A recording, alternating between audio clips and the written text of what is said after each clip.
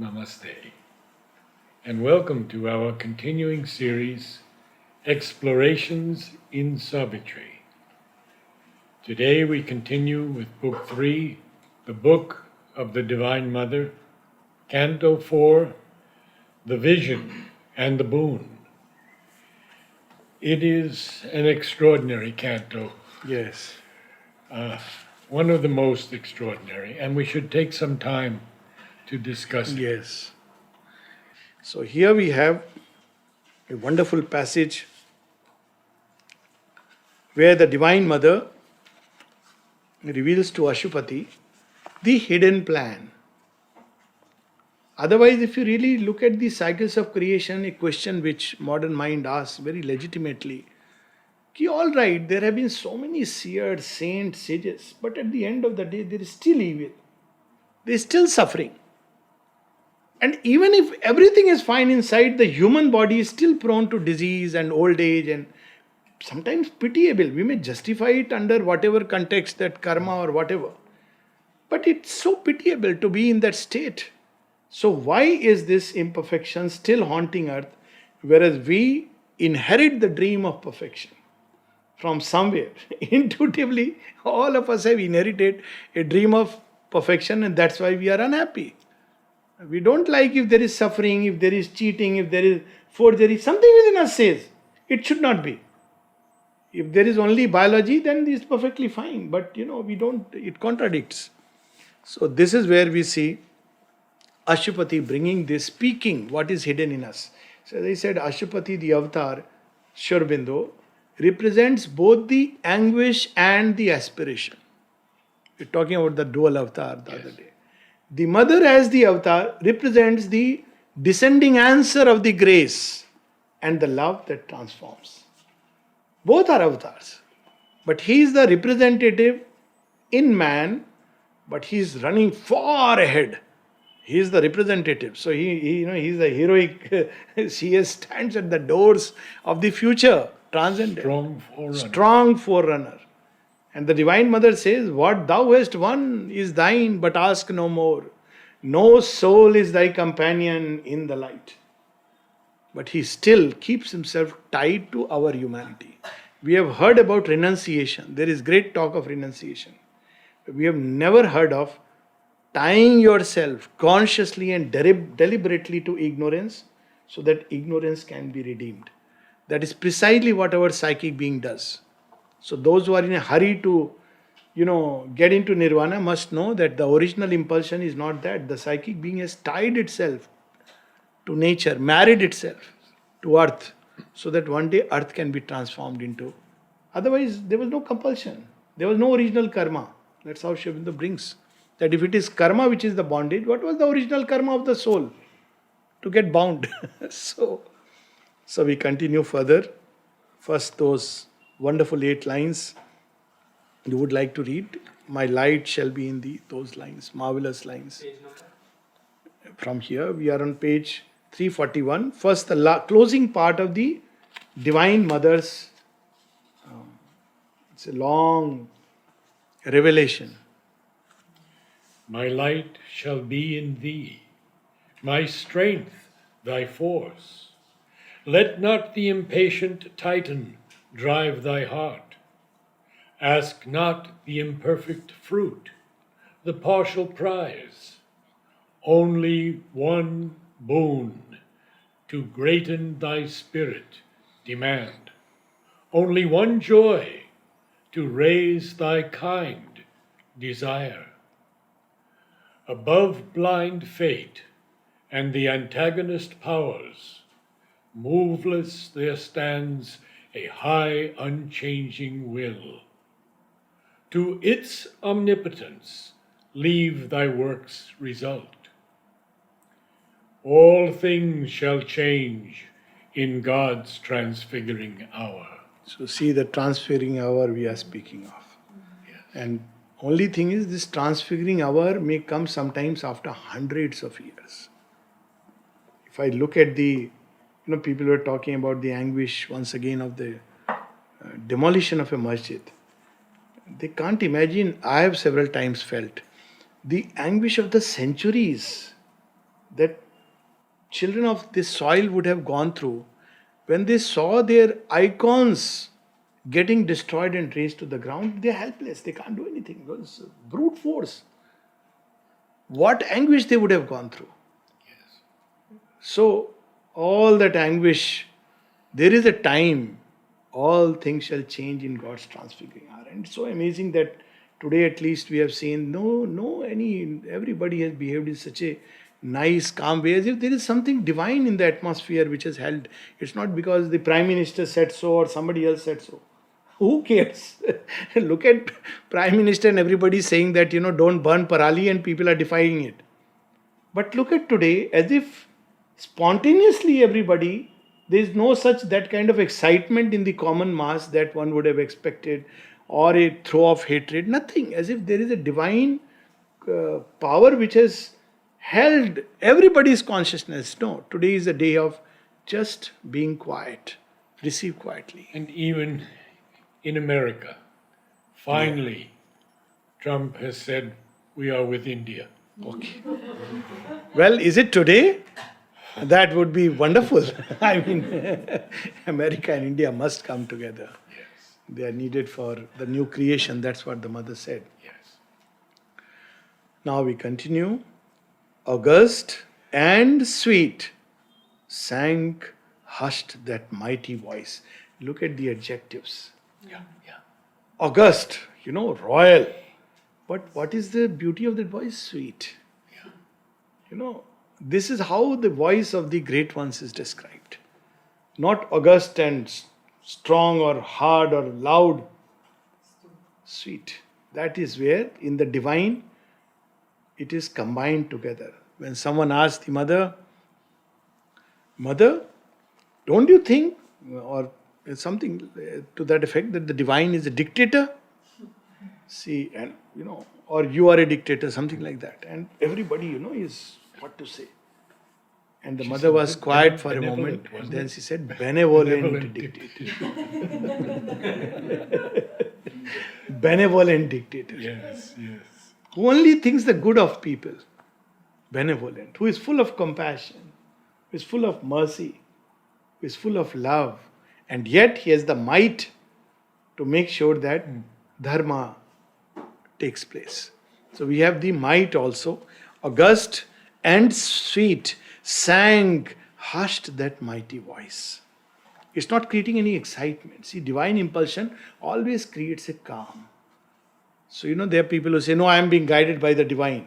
And they are doing all kinds of nonsensical things, getting into states of excitement, anger. Divine will never do that. Divine voice is always so soothing. There are passages like that in prayer and meditation where the mother says, thy voice was heard as a melodious chant. And it was addressed to the earth, where he says, poor, sorrowful earth, I am in thee.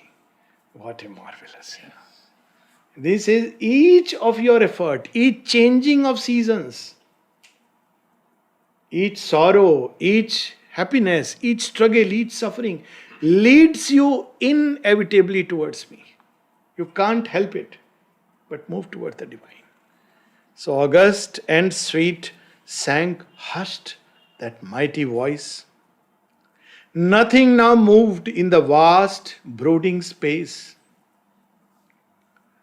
A stillness came upon the listening world. A mute immensity of the eternal peace. This is my experience of today inside, and I'm sure many people are experiencing this. Strangely, inexplicably. But Aswapati's heart replied to her. Now this is the yet to be done. So we should now take the next step. Next step is not, reclaiming all the temples.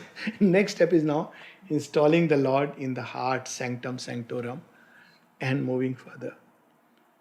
A cry amid the silence of the vasts. How shall I rest content with mortal days and the dull measure of terrestrial things? See, somebody who has felt the touch of the divine, how can he be happy with all the frivolities of life? You cannot, beyond a point it cannot. That's why one of the marks of those who are ready for spiritual life is that they prefer solitude naturally, because it gives them a moment to be once again in contact with that. Of course, your destiny, if it's different, then you can't help it. But preference is always for solitude. Because those are the moments when you can so readily contact. He says, you want me to be here and neighbor, I'll do it. But think about it. Dull measure of terrestrial things. All the wonderful things, this reminds me of another poem of Sri Aurobindo. There is a need within the soul of man. The splendors of the surface never sate, for life and mind and their glory and debate are the slow prelude of a vaster theme, a preface to the epic supreme. And it's so true. When the soul is awakened, you can't for long stay in the vital. It's just not possible. You can go for a moment. People start feeling uneasy, going to marketplaces and all this. How can you enjoy it for long? You may go for a very limited thing. I, who have seen behind the cosmic mass the glory and the beauty of thy face.